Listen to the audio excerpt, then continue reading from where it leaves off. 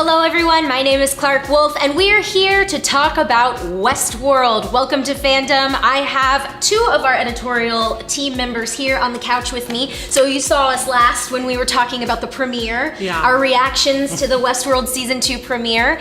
And so now going into the finale, it's time to make some predictions. To my right, I have Lauren Galloway, and to my left, I have Drew Deach. All right, so guys, let's start with, I think the general consensus for season 2 has been that maybe it took a minute to get going, but once it did, for fans of the show, this is awesome. How are you guys feeling about season 2 so far? Lauren, let's start with you. Season 2 definitely took some time to build. I think, the first few episodes were so out of time that I couldn't tell who I was supposed to care about, exactly what time frame we were in, what version of Bernard we were getting. But I think as the season progressed, the timelines started to make a little more sense just based on kind of where we were. And by the time we got to Shogun World, or even Mirage World before that, I think that's when my excitement, from the hiatus was, we're finally getting to see more parks. We're finally getting to meet new characters. And now I feel like there's, a couple big questions that the show is setting up to answer, and that's what I'm most looking forward to in the finale. All right, and Drew, how about you? How are you feeling about season 2 so far? I love it. I think that it started off more mean-spirited than people expected, and that was kind of part of the issue with getting into it. But as it's gone on, I think we've gotten some of the most heartfelt episodes of the season. Specifically, there's Akichida's character who gets an entire episode about him, who's been just this spooky Ghost Nation Indian in the show so far, and we learn his entire backstory, and it's incredibly touching and deep. And I think that the show has gotten much better in this season going forward about exploring those kinds of aspects to its characters, and clearly has been leading to some very emotionally impacting moments that were set up at the beginning of the season, and now we're seeing the payoff for that. Well, speaking of payoff, so we are going into the finale. So for you two, especially being the in-depth, hardcore fans that you are, if you had to pick one thing that you were most curious about or that you most wanted answered going into the finale, what would it be? Let's start with you. So the one thing that I have to know is the Man in Black a host? I feel like that's a question that maybe people played around with in season 1, but for the most part, we kind of accepted everyone. If they were human, they were human. If they were host to host. Then the twist with Bernard, kind of came about in the finale. And so in season 2, I've kind of been looking at all humans as potential secret hosts, very Cylon, Battlestar Galactica style. That's a good point. And then, he made this terrible mistake and killed his child last week, and thinking that she was a host, and he's having all these delusions, and the final shot was just him digging into his arm, and then they cut. So if he is a host, then his project has worked.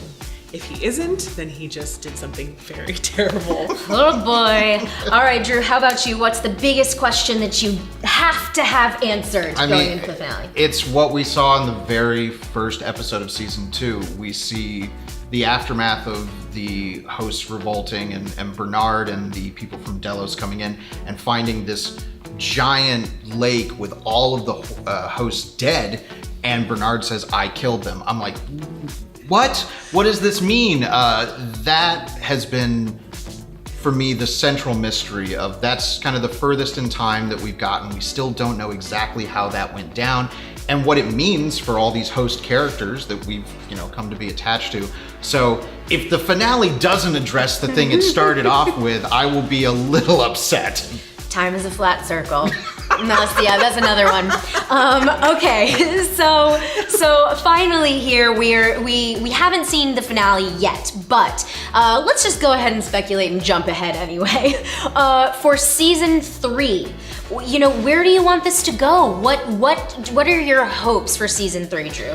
Well, considering where the story's gone and how it's gotten even more into consciousness and the sense of self, and that we now know that human beings' consciousness is being stored in a data center, I would like to see the show go beyond the parks. We've gotten hints of the outside world a little bit in season 2, but I would really love to see if the show doesn't have to rely on Westworld to still be Westworld. I would love to see us go out into the world and see like, well, what exactly has happened in this future that people are willing to spend so much money to go here? Is it this kind of, you know, a delusional utopia that people are living in? And I find that an interesting concept, especially then to introduce the hosts into. Interesting. Lauren, what do you think about that?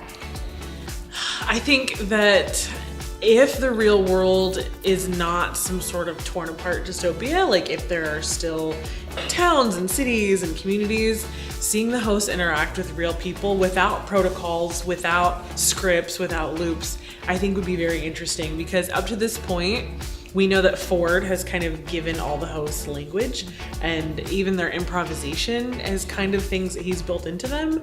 And there's still this question of, are they really free? Are they really making their own decisions? And I think in the real world, with no programming, you know, controlling them anymore, would be interesting. Like if they came across a child or, you know, an elderly person or, you know, someone from a different country, they would be children essentially with no kind of way to interact with them except their prior programming.